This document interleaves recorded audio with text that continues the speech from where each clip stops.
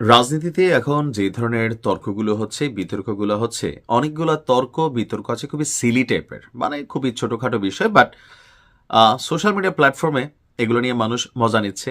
তো দেখলা কার থেকে, আমার থেকে, শিখলা কার থেকে, আমার থেকে, তুমি কই থেকে পাইছো, তোমার তো কোনো আইডিয়া নাই, এরকম নানান জিনিস নিয়ে, ছোট ছোট জিনিস নিয়ে আমরা মাঠে বা সোশ্যাল মিডিয়াতে তর্ক বিতর্কে লিপ্ত হয়েছি। গতকালকে থেকে আলোচনার খুবই মেইন খোরাক যেটা, এটা নিয়ে নানান ট্রলও হচ্ছে, বিএনপির নেতাকর্মীরা ট্রলও করছেন।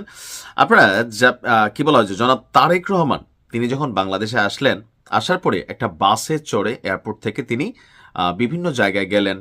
তারপর হচ্ছে এখন এই যে নির্বাচনী সমাবেশগুলো চলছে সারা বাংলাদেশের বিভিন্ন জায়গায়, তো এই বাসটা তিনি ব্যবহার করছেন। বাসটা বড় একটা বাস, এখানে তিনি সহ দলের অনেক গুরুত্বপূর্ণ নেতাকর্মীরা থাকেন, এবং কি বলা হয়ে থাকে এটা একটা বুলেট প্রুফ বাস, নিরাপত্তা বা সার্বিক সিস্টেমের জন্য এই বাসটা ব্যবহার করছেন। তো এরপর এরকম বাস আসলে আমরা অতীতে দেখি নাই। এখন গতকালকে জামাত ইসলাম মিরপুর 10 নির্বাচনী এলাকা থেকে মাল্টিমিডিয়া নির্বাচনী বাসের উদ্বোধনের মাধ্যমে কর্মসূচির ঘোষণা করেন দলটির আমির ডাক্তার শফিক ভাই। তো সেম টু সেম, জাস্ট হচ্ছে বিএনপিটার একটা কালার লোগো বা তাদের যে প্রতীক স্লোগান সেটা বাসের মধ্যে কানেক্টেড ছিল, আর জামাতেরটা জামাতের মতন করে, কালারগত একটু ভিন্নতা আছে। এখন এই বাসটা উদ্বোধন করার পর বিএনপির নেতাকর্মীরা বোঝানোর চেষ্টা করতেছে, দেখো আমাদেরকে দেখে দেখে ডাক্তার শফিক সাহেব অথবা জামাত ইসলাম কপি পেস্ট করতেছে। তারপর আবার ওই যে জনাব তারেক রহমানের একটা বিড়াল আছে জেবু, তো ভবিষ্যতে আরো কি কি কপি করতে পারে, ডাক্তার শফিক ভাই একটা সোফায় বসা, তো পেছনে একটা বিড়াল দিয়া বোঝাচ্ছে যে আগামীতে এইটাও করবে। অর্থাৎ জামাতের নিজস্ব ব্রেইন নাই, বিএনপিটা কপি করে করে চলে, এটা আসলে ন্যারেটিভ চেষ্টা করা হচ্ছে। কিন্তু বিষয়গুলো খুবই সিলি, তর্ক বিতর্ক। যেমন ধরেন জামাত ইসলামের নেতা কর্মীরা বা এনসিপিরা বিএনপিকে কুপকাত করার জন্য একটা কথা সবসময় বলে যে চাঁদাবাজদের দল, তোমরা চাঁদাবাজি করবে, এই দেশে আর চাঁদাবাজদেরকে আসতে দেওয়া হবে না, সিন্ডিকেট ভেঙে দেব, লাল কার্ড দেখানো হচ্ছে। এখন বিএনপি যে এত দীর্ঘদিন ক্ষমতায় ছিল, দুর্নীতির অভিযোগও আছে, তো সেই জায়গা থেকে তারা এই ধরনের বক্তব্যগুলোর মুখোমুখি হচ্ছে। এখন উল্টা দেখেন বিএনপি নেতাকর্মীরা আবার এনসিপি নেতাদেরকে যেখানে দেখে, বন্যার টাকা কই, বন্যা, হ্যাঁ বন্যার টাকারই ভাই 500 টাকা দিছিলাম, হিসাব খুঁজে পাচ্ছি না। বিশেষ করে নাসিরুদ্দিন পাটোয়ারিকে সবাই ধরতেছে যখন মির্জা আব্বাসকে চাঁদাবাজ হিসাবে সে বিভিন্ন জায়গায় বক্তব্য দিচ্ছে, অর্থাৎ পাল্টা কাউন্টার চলতেছে। আবার জামাতকে নিয়ে বারবার যেটা বোঝানোর চেষ্টা করা হচ্ছে, 1971 রাজাকার, যে রাজাকার ইস্যুতে শেখ হাসিনা সরকারের একটা মেটিকুলাস পতনই হয়ে গেল। অর্থাৎ এখানে নির্বাচনের মাঠে এক দল আরেক দলকে ছোট করার জন্য, বক্তব্য দেওয়ার জন্য নানান ধরনের, কখনো আছে যে মাত্রা ছাড়িয়ে যাচ্ছে, আবার কখনো হচ্ছে মাত্রার মধ্য থেকে সিলি বক্তব্য দিচ্ছে।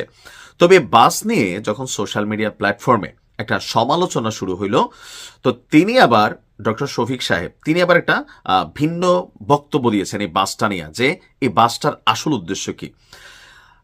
তিনি বলছেন যে আমরা প্রচারণার জন্য বাসটি ব্যবহার করব, এটা জামাত আমিরের চলাচলের জন্য নয়। তবে উদ্বোধনের সময় তিনি বাসটির মধ্যে ছিলেন, কিন্তু কোনো পরবর্তী প্রোগ্রামে এই বাসে চড়ে জামাত আমির তিনি আসলে প্রোগ্রামে যাবেন না, এটা হচ্ছে প্রচারণার জন্য।